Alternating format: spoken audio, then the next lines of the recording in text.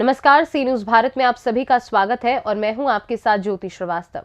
खबर बिहार के दरभंगा से है, जहां ऑल इंडिया पासवान एकता मंत्र के तत्वाधान में लहेरिया सराय स्थित प्रेक्षागृह में पासवान स्वाभिमान सम्मेलन का आयोजन किया गया, जिसमें बतौर मुख्य अतिथि लोक जनशक्ति पार्टी रामविलास के राष्ट्रीय अध्यक्ष सै जमुई के सांसद चिराग पासवान ने शिरकत की।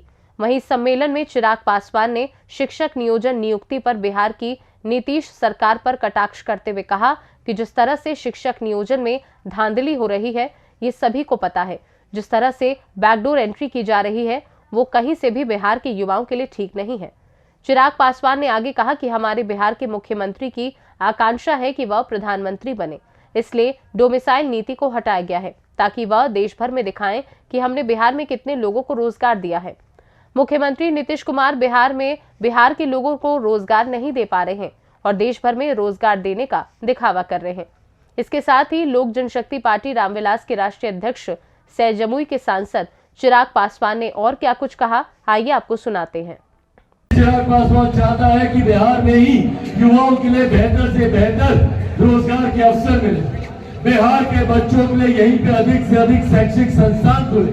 बुजुर्गों महिलाओं को इलाज के लिए दिल्ली मुंबई तक न जाना पड़े, जहाँ पे ऐसी स्वास्थ्य सेवाएं बने। यही कसूर था हमारा। बिहार के किसानों के बारे में सोचना हमारा कसूर बन गया। मजदूरों के अधिकारों की बात करना हमारा कसूर बन गया। बिहार फर्स्ट, बिहारी फर्स्ट की बात करना हमारा कसूर बन गया। और इस कसूर के लिए क्या नहीं किया गया हमारे साथ। हमें हमारे ही परिवार से निकालकर बाहर करेंगे।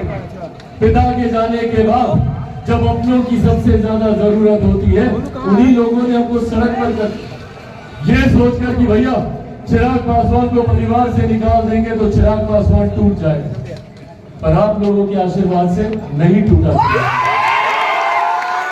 उसके बाद षड्यंत्र रचा गया कि चिराग पासवान को उसी की पार्टी से, जिस पार्टी को आज से 23 साल पहले मेरे नेता मेरे पिता ने अपने खून पसीने से सींचा, उसी पार्टी से, हमारी ही पार्टी से हमको निकालकर बाहर फेंक दिया। ये सोचकर कि चिराग पासवान टूट जाएगा, पर नहीं टूटा चिराग। उसके बाद फिर षड्यंत्र रचा जाता है कि इसको इसके घर से निकाल। मेरी माँ, मेरी बूढ़ी नानी जो कि आज इस दुनिया में भी नहीं है, उनके साथ महज 3 घंटे के भीतर हमको सड़क पर फेंक दिया हमारे सामान के साथ। ये सोचकर कि चिराग पासवान टूट जाएगा, पर तब भी नहीं टूटा चिराग पासवान, क्योंकि जो लोग ये सोचते हैं कि इन बातों से चिराग पासवान टूट जाएगा, वो लोग भूल जाते हैं कि चिराग पासवान शेर का बेटा है।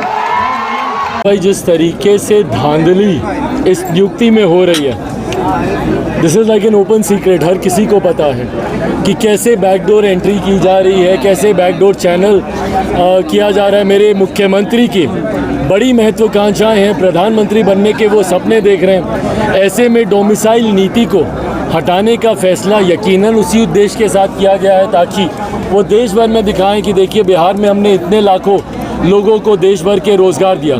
जो मुख्यमंत्री बिहार में बिहारियों को रोज़गार नहीं दे पा रहे, वो देश भर में रोज़गार का ड्रामा दिखाने का प्रयास कर रहे हैं कि बिहार में हम लोगों ने देश भर से इतने लोगों को रोज़गार देने का काम किया। यकीनन मेरे मुख्यमंत्री की महत्वाकांक्षाएं संभवतः आगामी चुनाव को भी लेकर हैं। अब वो चुनाव खुद लड़ते हैं नहीं लड़ते मुझे नहीं पता, क्योंकि मेरी पीढ़ी को कम से कम ये याद नहीं है कि आखिरी बार मेरे मुख्यमंत्री ने कब चुनाव लड़ा। ये एक ऐसे मुख्यमंत्री हैं, जैसे ये बैकडोर नियुक्तियाँ कराते हैं वैसे ही बैकडोर से ये मुख्यमंत्री बने।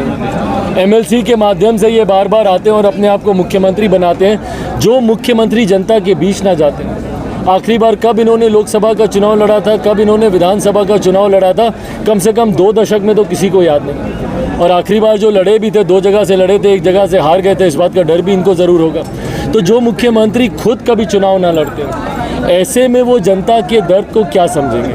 बट हाँ, आने वाले दिनों में अगर, क्योंकि ये चर्चाओं में चल रहा है कि शायद उत्तर प्रदेश से वो चुनाव लड़ सकते हैं, संभवतः लड़ सकते हैं, क्योंकि बिहार से तो वो नहीं लड़ पाएंगे। बिहार में उनको पता है कि कोई सीट ऐसी नहीं है, इंक्लूडिंग नालंदा उनका अपना गृह जिले, उनको पता है कि वो वहाँ से भी अगर वो जाके चुनाव लड़ेंगे तब भी उनकी जमानत जब्त होगी। तो जो बिहार की जनता ने जिनको नकार दिया हो, तीसरे नंबर की पार्टी बना दिया हो, वो विकल्प बाकी राज्यों में तलाश करने का प्रयास जरूर कर रहे होंगे। क्या मानते हैं कि बीपीएससी शिक्षक बहाली में धांधली हुई है? बिल्कुल धांधली हुई है, लेन देन हुआ। जो मुख्यमंत्री बोलते हैं जीरो टॉलरेंस है हमारा करप्शन को लेके, इस मुख्यमंत्री से ज़्यादा शायद ही किसी और ने करप्शन को टॉलरेट किया हो।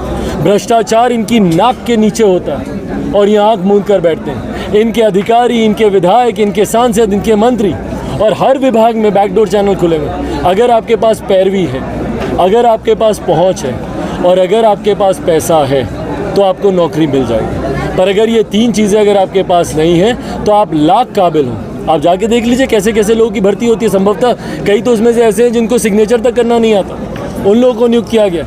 अपने ही बेंचमार्क से बेहतर जिनके आए हुए हैं उन लोग को ये लोग नहीं ले रहे, और जिनके बिलो द मार्किंग उनके पॉइंट्स हैं उनको ये लोग एकोमोडेट कर रहे हैं। तो ये दर्शाता है कि सबसे बड़ा भ्रष्टाचार मुख्यमंत्री नीतीश कुमार जी के शासनकाल में ही हो रहा है। दरभंगा से सीनू संवाददाता देवेंद्र कुमार ठाकुर की रिपोर्ट।